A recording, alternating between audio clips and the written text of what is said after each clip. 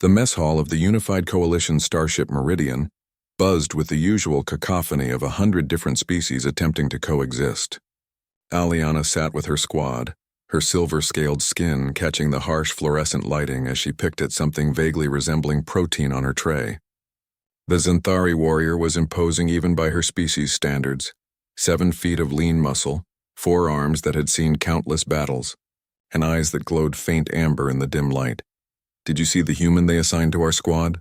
one of her teammates asked, mandibles clicking with amusement. Aliana's upper left hand waved dismissively. "Another soft skin. They break too easily. This one has a child back on Earth," another added, a single father playing soldier.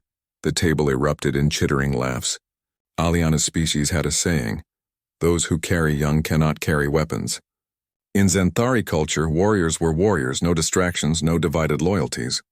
The concept of a parent in active combat duty was not just unusual, it was laughable. "What's his call sign?" Aliana asked, her voice dripping with mockery. "Wolf Ghost." The laughter intensified. Aliana slammed her lower right fist on the table. "Wolf Ghost? What is he, a phantom puppy? Humans and their ridiculous names." James Harper sat alone in the corner of the mess hall, his tray untouched. His fingers traced the worn edges of a small holoframe. His daughter's face frozen in a moment of pure joy, missing front tooth and all. Emma, 7 years old. A universe away, he'd heard the laughter. Understood enough Xanthari to catch the gist. It didn't matter. Let them laugh.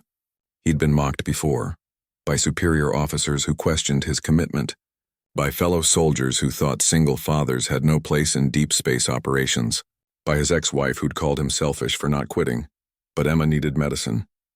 Rare medicine, the kind that cost more than a civilian job could ever provide, the kind that required hazard pay from the front lines of humanity's expansion into hostile territory.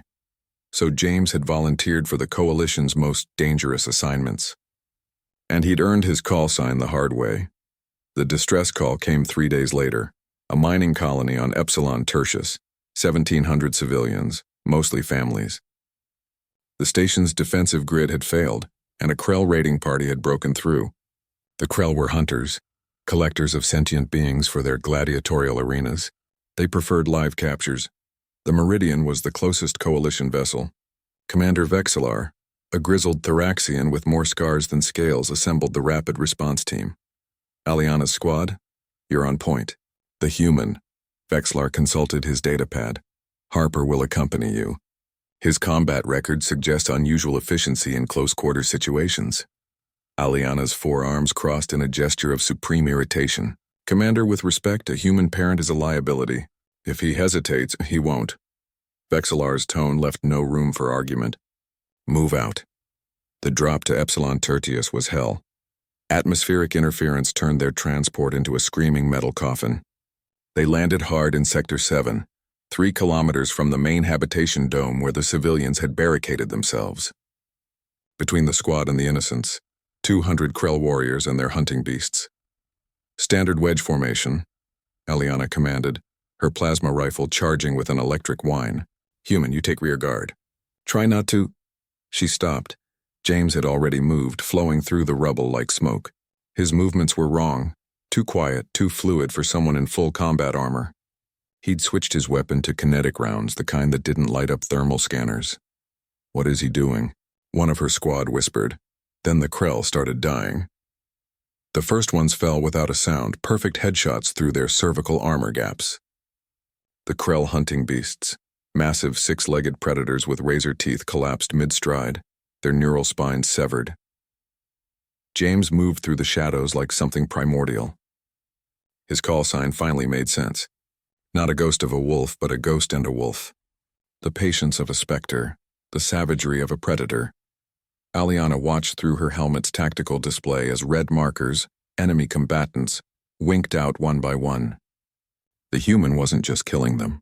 He was dismantling their entire formation, creating chaos, forcing them to break their hunting patterns and scatter in panic. "Contact left," one of her soldiers shouted. 3 Krell burst from a collapsed building. Aliana spun, but James was already there, a blade in one hand, pistol in the other.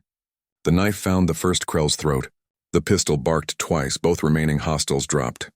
His eyes met hers for just a moment. They were cold, professional, absolutely merciless.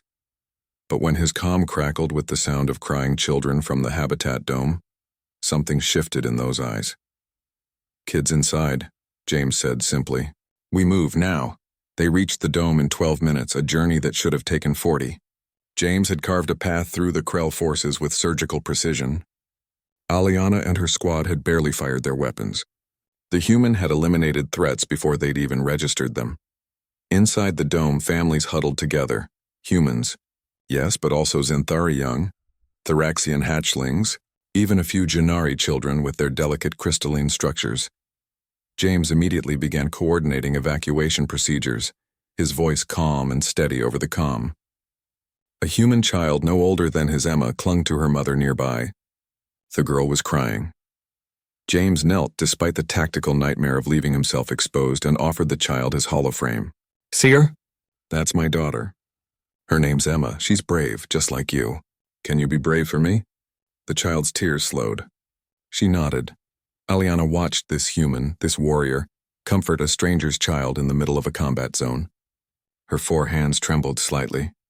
Back on the Meridian, Aliana found James in the observation deck, staring at the stars. "I owe you an apology," she said, her voice stripped of its usual bravado. James didn't turn. "You don't, your call sign." I mocked it. "I didn't understand. Most don't." He finally looked at her. "Wolves protect their pack. Ghosts can't be stopped. I'm a father first. That doesn't make me weak. It makes me absolutely willing to become a monster to protect children, mine or anyone else's." Aliana's amber eyes dimmed in a gesture of respect. "Among my people we have a saying, those who carry young cannot carry weapons." James smiled, a cold, terrible expression. "Among mine we say, never underestimate what a parent will do for their child." As he walked away, Aliana understood. The most dangerous human wasn't the one with nothing to lose. It was the one with everything to protect. The end.